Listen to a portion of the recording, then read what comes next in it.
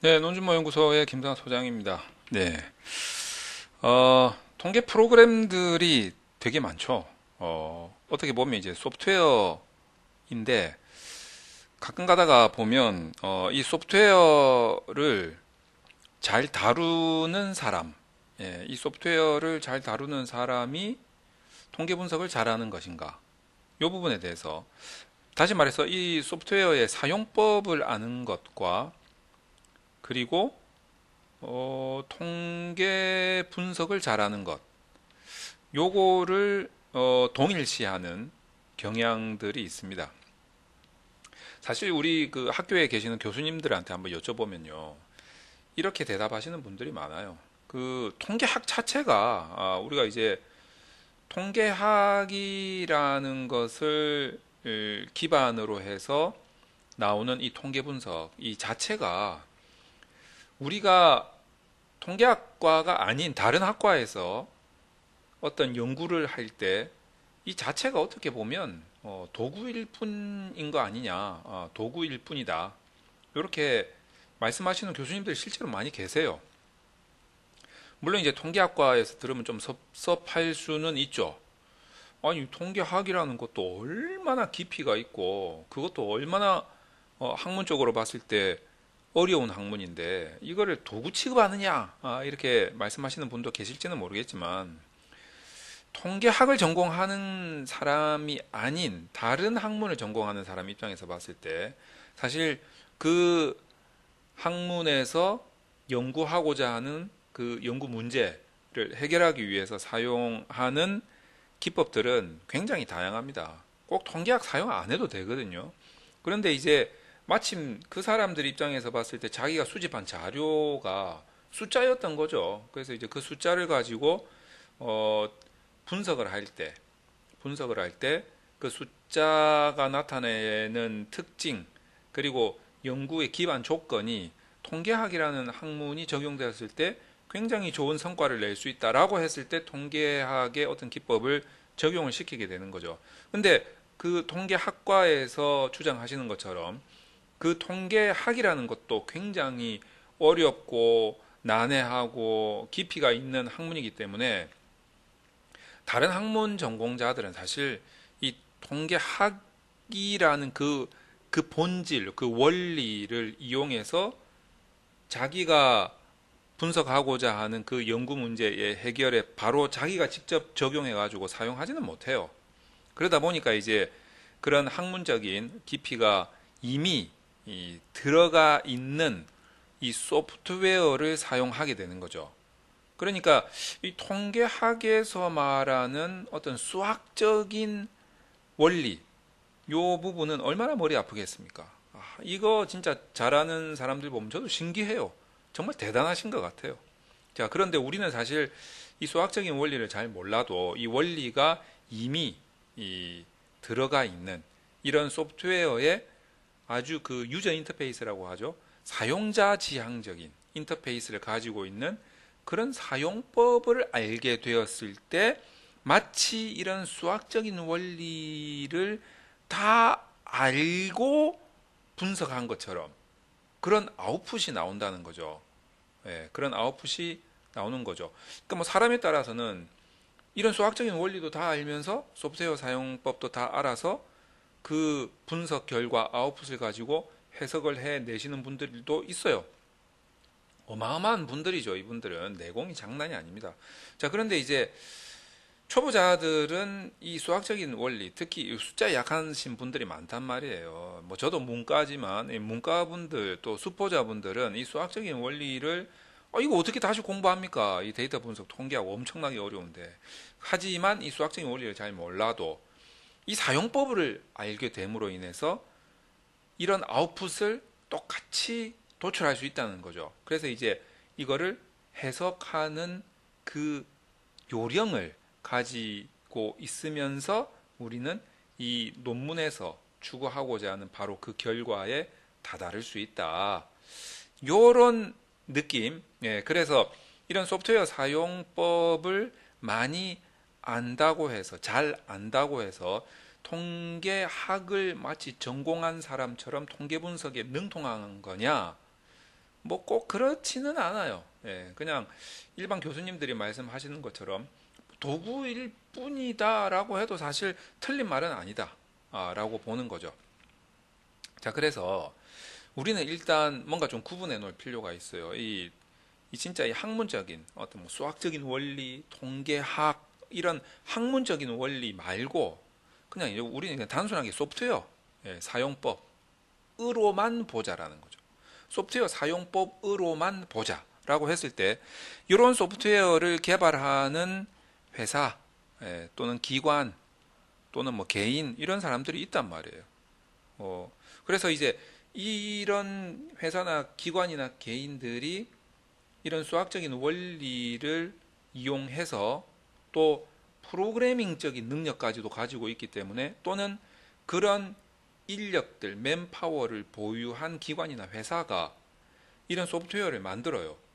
그 유저들이 편리하게 사용할 수 있도록 인터페이스를 잘 만들어서 비록 통계학이나 수학을 잘 몰라도 자기네들이 만든 그 인터페이스 사용 설명서대로 뭐 클릭하고 체크하고 입력하고 버튼 딱 누르면 결과가 뿅 나오게끔 그렇게 만드는 회사나 기관이나 개인들이 있단 말이에요.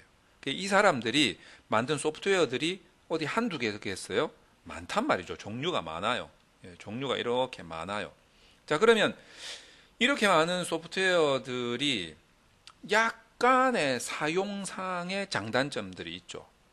그리고 기법에 따라서 이 소프트웨어가 더 편하다. 이 소프트웨어가 더 편하다. 이런 차이도 좀 있을 수 있어요.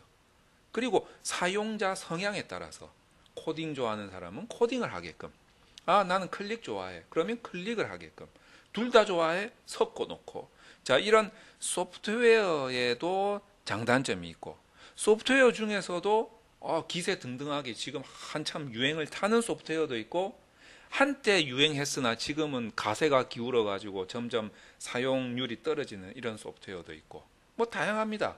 이게 뭡니까? 시장 경제 원리에 의해서 소프트웨어도 결국 유저한테 사용되어지는 어떤 선택의 도구일 뿐이다. 이렇게 생각하시면 될 것 같습니다. 자, 그래서 말인데 우리가 이제 흔히 많이 알고 있는 소프트웨어 어떤 게 있습니까? 뭐 SPSS다, 스타타다, 또는 뭡니까? 또 뭐 여러 가지가 많이 있죠. 무슨 뭐 리즈레일도 있고, 그 무슨 뭐 에이모스도 있고, 뭐 여러 가지 뭐 프로그램들이 많이 있어요. SAS도 있고요. 여러 가지 프로그램들이 많이 있어요. 근데 이제 이 프로그램들의 공통점은 뭡니까? 유료라는 거죠. 그리고 이제 회사에서 만들었기 때문에 돈 주고 사든가 아니면 이제 뭐 렌탈을 해가지고 월 얼마씩 돈을 내면서 사용하든가 뭐 이런 식으로 사용을 하고 있습니다. 자, 뿐만 아니라 뭐 옛날부터 존재는 했지만 이제 뭐 지금 굉장히 상승세를 타고 있는 뭐 R이라든가 파이썬이라든가 요런 이제 파이썬 요런 프로그램이라고 좀 보기는 힘들어요. 이거는 이제 하나의 언어죠, 언어. 우리가 흔히 알고 있는 뭐 C 언어, C 뿔뿔, C 뿔뿔이라고 하죠. C 뿔뿔, 뭐 자바, 자바. 아니면은 또 뭐가 있습니까? 뭐 자바스크립트, 뭐 이런 것들, 뭐 JSP, ASP, PHP, 뭐 요런 뭐 웹 프로그래밍 언어도 있고, 그 다음에 또 정통적인 이제 이런 프로그래밍 언어들도 있죠. 이 프로그래밍 언어를 우리가 프로그램 소프트웨어라고는 하진 않아요. 그냥 프로그래밍 언어다 이렇게 하는 거죠. 예를 들어 가지고 데이터베이스를 짜고 싶다 이러면 이제 SQL이라는 데이터베이스를 짜는데 특화된 언어가 있어요. 그 다음에 우리는 웹을 만들고 싶다, 웹 페이지를 만들고 싶다 이러면 뭐 HTML이라든지 아니면 무슨 뭐 그 유저 인터페이스 쪽에서 하고 싶다라고 하면은 유저 단이라고 하는데 유저 단에서 하고 싶다 이러면 무슨 뭐 자바스크립트라든가 그 다음에 서버 단에서 하고 싶다 아니면 이제 뭐 웹 페이지를 만들고 싶다 뭐 AHP 무슨 뭐 PHP 이런 프로그램들이 있단 말이죠. 그리고 나는 소프트웨어를 만들고 싶어 이러면 C 언어 뭐 C++, 자바 뭐 이런 식으로 프로그래밍 언어의 특성에 따라서 프로그래밍 언어를 선택해서 공부를 하면 돼요. 어렵죠. 되게 어려워요. 그래서 이제 직접 코딩을 해가지고 스스로 프로그래밍을 짜야 되기 때문에 이거는 도전하기가 또 만만치가 않습니다. 그래서 이제 이런 프로그래밍 언어를 조금 더 수월하게 코딩을 할 수 있게끔 도와주는 소프트웨어가 있죠. 우리가 그거를 가지고 프로그램이라고 하지는 않습니다. 그냥 도와주는 소프트웨어. 뭐 예를 들어서 아톰이라는 뭐 이런 소프트웨어도 있고 또 뭐가 있죠. 뭐 여러 가지가 있으면 지금 제가 기억이 잘 안 나는데 제가 주로 사용하는 게 아톰이기 때문에 좀 아톰이라는 것도 있고 비주얼 스튜디오 뭐 같은 뭐 이런 VS라고 합니까? 이런 이제 프로그램들이 있어요. 그러니까 이런 컴퓨터 언어가 어려우니까 코딩을 쉽게 할 수 있도록 도와주는 프로그램 소프트웨어 뭐 이렇게 생각을 하시면 될 것 같습니다. 자, 그렇게 본다면 파이썬도 마찬가지예요. 파이썬도 뭐 이런 데서 다 사용할 수 있어요. R도 마찬가지죠. 근데 이제 R하고 파이썬 같은 경우에는 얘는 약간 통계 분석을 하는데 도움이 되는 언어다. 이렇게 생각을 하시면 될 것 같아요. 요런 데 좀 특화된 언어다. 근데 이제 R하고 파이썬 둘 다 통계 분석을 할 수 있어요. 근데 파이썬은 어떤 느낌이냐면 이런 것들을 다 할 수 있단 말이에요. 소프트웨어도 만들 수 있고 웹 프로그래밍도 할 수 있고 통계 분석도 할 수 있고 이런 느낌. R 같은 경우에는 통계 분석에 거의 한 8, 90%가 맞춰진 이런 언어, 이런 느낌이라는 것을 아시면 될 것 같습니다. 자, 그런데 파이썬도 그렇고 R도 그렇고 예를 들어서 내가 정말 이 수학적인 원리, 공식을 다 알고 있고 이 프로그래밍 언어까지도 다 알고 있다면 진짜 우리가 그 매트릭스 영화 같은 데 보면 막 코딩 해가지고 그 막 컴퓨터 언어들이 막 내려오지 않습니까? 그런 식으로 아마 코딩을 하면 통계 분석 다 할 수 있을 거예요. 자, 그런데 그렇게 하기가 너무 어렵잖아. 그러니까 패키지라는 거를 이용을 합니다. 자, 패키지라는 거. 어떤 거냐면 이 공식들을 가지고 함수를 만들어요. 함수를 만들어서 이 함수들을 가지고 막 관련성이 있는 것들 함수를 다 모아놓고 얘네들을 한 박스 안에 담아버리는 거죠. 이게 어떻게 보면 패키지다 이렇게 생각을 하시면 될 것 같아요. 그래서 이런 패키지를 뭐 구조방정식 모형 분석에 필요한 함수들을 다 모아놓은 패키지, 그걸 우리가 이제 누군가가 개발을 했을 거 아니에요. 그 사람이 이 패키지의 이름을 붙이길 라반이라고 이름을 붙였어요. 그래서 이 패키지 이름은 라반 패키지. 또 어떤 사람이 나는 그래프를 기가 막히게 만들 수 있는 이런 함수들을 만들어 가지고 상자에 담았어. 그래서 이 패키지 이름을 나는 ggplot2라고 하는 이름으로 만들 거야. 그래서 이제 우리가 R 사용하시는 분들은 그래프를 화려하게 만들고 싶어요. 그럴 때는 ggplot2라는 패키지를 자주 사용을 하게 되는 거죠. 그리고 만약에 나는 PLS 구조방정식을 하고 싶어. 그러면 이 PLS 구조방정식을 할 수 있는 함수들만 모아요. 모아가지고 또 패키지를 만드는 거지. 그 대표적인 게 뭐 PLS PM이라는 이런 패키지가 있단 말이죠. 이런 것들을 이 세상 어딘가에 R 언어도 잘 알고 통계학도 잘 아는 아주 정말 뛰어나신 분들이 그런 공식을 가지고 함수를 만들고 이 함수들의 조합으로 패키지를 만들어서 제공을 합니다. 돈 안 받고 무료로. 그래서 이렇게 만든 패키지도 아주 유명한 패키지들이 있어요. 그런 패키지들은 거의 통계학계에서도 인정합니다. 이거 정말 잘 만들었어. 이거 인정하고 우리가 씁시다. 라고 인정을 하고 그것도 데모 버전이 있고 무슨 뭐 트라이얼 버전이 있고 그 다음에 이제 그게 완전히 에러가 없고 정착이 되면 이 완전 보급형으로 그런 버전이 또 만들어지는 거죠. 그렇게 몇 단계를 걸쳐서 통계학적으로 프로그래밍학적으로 오류가 없이 잘 되는 패키지들을 가지고 우리가 분석을 하게 되는 거죠.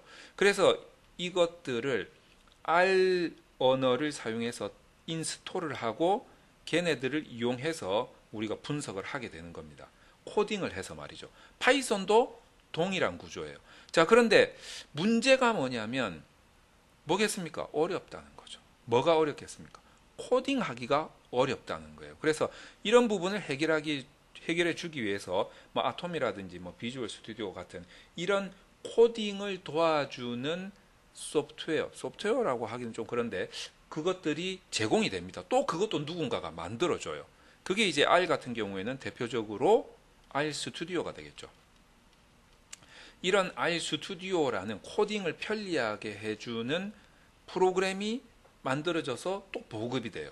이것들이 다 무료란 말이죠.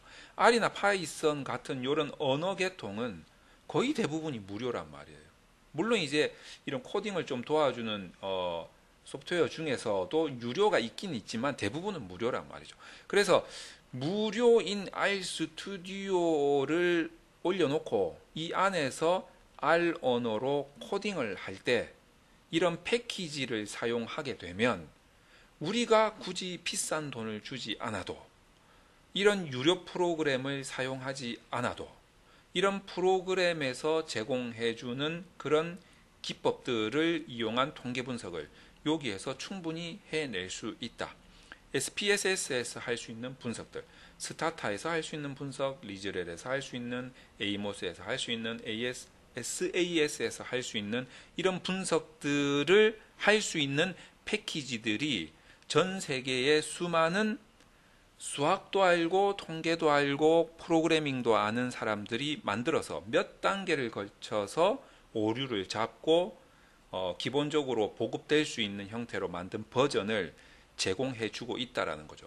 그러다 보니 이게 확장성이 어마어마하게 많다, 크다, 굉장히 다양한 분석을 할 수가 있다, 무료로 이렇게 된 겁니다. 그러니까 이제 그게 현재까지 R에서 이런 패키지가 훨씬 더 많이 제공되고 있다, 파이썬보다. 그래서 지금까지는 우리가 학술 연구를 하기 위한 데이터 분석을 할 때는 파이썬보다는 R이 훨씬 더 사용할 수 있는 기법들이 많아요. 자, 파이썬 같은 경우에는 아직까지는 이런 기법적인 측면에서는 R을 못 따라오고 있는 것 같아요. 자, 그래서 이제 대신에 파이썬 같은 경우에는 아주 어마어마한 빅데이터 분석 같은 거 하기에는 물론 R도 할 수 있지만 파이썬이 조금 더 편한 면은 있습니다. 하지만 현재까지로 봐서는 R이 조금 더 학술 연구에 적당한 분석의 툴이 아닌가 이렇게 생각을 하는 거죠. 여러모로 봤을 때 확장성이라는 면, 그리고 무료라는 점, 이런 측면에서 봐서는 유료 프로그램들보다 R이 학술 연구하기에는 훨씬 더 값어치가 있다, 훨씬 더 장점이 있다 이렇게 생각합니다. 다만 R 스튜디오라는 프로그램 자체가 여전히 코딩을 도와주기는 하지만 이 코딩의 어려움을 느끼시는 분들한테는 조금 한계가 있는 이런 단점은 있습니다. 그런데 이것조차도 지금 보완이 되고 있다는 점. 그래서 그 보완이 되는 프로그램들이 R 스튜디오의 단점을 보완한 이 프로그램들이 바로 자모비, 그리고 제스프가 되겠다라는 거죠. 그러니까 자모비하고 제스프도 여전히 R 언어를 기반으로 하고 있다는 거. R 스튜디오가 코딩을 조금 더 원활하게 쉽게 해줄 수는 있으나 코딩 그 자체가 어려우신 분들을 위해서 자모비와 제스프가 나왔다라는 점. 그러면 자모비와 제스프의 가장 큰 장점은 뭐냐? 여전히 무료이면서 여전히 확장성을 가지고 있는데 코딩을 할 필요가 없다라는 거죠. 마치 우리가 기존에 사용하던 유료 프로그램의 SPSS나 뭐 이런 프로그램들처럼 그냥 클릭하면 된다라는 거죠. 자, 그런데 여러분들이 이제 저는 이렇게 하면 좋겠어요. 내가 정말 통계도 몰라, 수학도 몰라, 어려워, 코딩도 몰라, 너무 어려워. 그러나 현재의 추세에 맞는 확장성이라든지 무료라든지 이런 것들을 고려해 봤을 때 R 언어를 사용하는 게 맞을 것 같은데 R 언어를 사용하기가 너무 힘들다라는 거예요. 코딩 때문에. 자, 그럴 때 초보자분들은 자모비나 제스프를 이용하는 게 저는 정답이 아닐까, 가장 적절하지 않을까 이렇게 생각을 합니다. 다만 잠업이나 제스프가 적응이 되시면서 수학적인 원리가 조금이라도 자기가 노력을 해서 공부를 좀 해서 이해가 조금 되시는 분들은 RStudi오로 넘어가는 게 저는 미래를 봐서 훨씬 더 현명한 판단이다 이렇게 생각을 합니다. 자, 코딩을 하는 것이 그냥 클릭 하는 거하고 어떤 느낌이냐면 우리 옛날에 그 오토매틱 자동차 처음 나왔을 때 저도 원래 그 운전면허를 딴 지가 꽤 오래됐어요. 꽤 오래돼가지고 그 일종 보통 옛날에 그 트럭으로 이렇게 뭡니까 기어 있는 걸로 땄단 말이죠. 수동으로 땄어요. 근데 이 수동을 운전해 보신 분들은 알아요. 예, 수동의 맛이 있어요. 좀 어렵긴 하지만 수동을 할 때의 그 맛이 있단 말이죠. 그런데 오토매틱 차가 나왔단 말이죠. 이 오토매틱 차는 정말 쉬워. 그런데 할 게 없어. 너무 편리한 거죠. 근데 사실상 이제 수동의 맛을 아는 사람들은 오토매틱 운전을 하다 보면 어떤 말들을 하냐면 정말 쉬운데 재미가 없다 그러죠. 딱 그 차이로 보시면 돼요. 자모비하고 제스프는 정말 쉬워요. 분석이 다 돼. 그런데 문제가 뭐냐면 코딩을 하는 것보다는 별로 재미가 없어요. 너무 쉽다 보니까. 그래서 이게 쉽다라고 느껴질 때쯤 되시면 저는 오히려 R 언어를 조금 습득을 하셔가지고 R 스튜디오로 넘어오시면 이 R 스튜디오에서 분석하는 그 맛이 정말 감칠맛이 납니다. 그래서 저는 항상 그 제가 이제 이 온라인 특강을 할 때 논문 통계 분석은 자모비하고 제스프로 하거든요. 아니 제가 무슨 뭐 SPSS나 뭐 에이모스를 몰라서 이 자모비나 제스프로 하겠습니까? 정말 쉽고 편리하기 때문에 자모비나 제스프로 하는 거죠. 근데 이 공부를 하시다가 이제 조금 이해가 되신 분들은 항상 저한테 질문을 해요. 소장님, 내가 이거 조금 이제 할 줄 아는데 그렇다면 내가 통계학을 조금 더 두꺼운 책을 공부하는 게 낫지 않겠습니까? 라고 질문을 하시죠. 제가 그때 항상 이런 말씀드려요. 여기에서 내가 이제 조금 이해가 된다고 해서 통계학이나 수학적인 원리 가는 거 좋다 이거예요. 좋은데 저는 여기로 가는 것도 좋지만 저는 이쪽으로 가는 게 필요하다라고 생각을 합니다. 물론 두 가지 병행하면 더 좋고 통계가 이해가 되니까 이쪽으로 통계학을 조금 더 해보겠다라는 것보다는 저는 이쪽을 먼저 추천을 드린다고. 아예 스튜디오로 가는 쪽을 먼저 추천을 드린다. 물론 이제 두 개 다 병행하면 너무 좋고. 자, 그래서 R 스튜디오 쪽으로 가면서 R 언어를 조금 섭렵을 하면서 이게 이해가 좀 되는 시점에 통계학이나 수학적인 원리를 공부하신다면 여러분들은 진짜 이 논문 통계 분석은요 거의 뭐 천하무적이 되지 않을까. 예. 그 어떤 누구한테도 지지 않는 이런 실력을 갖추게 되지 않을까 저는 이렇게 생각을 합니다. 자, 이런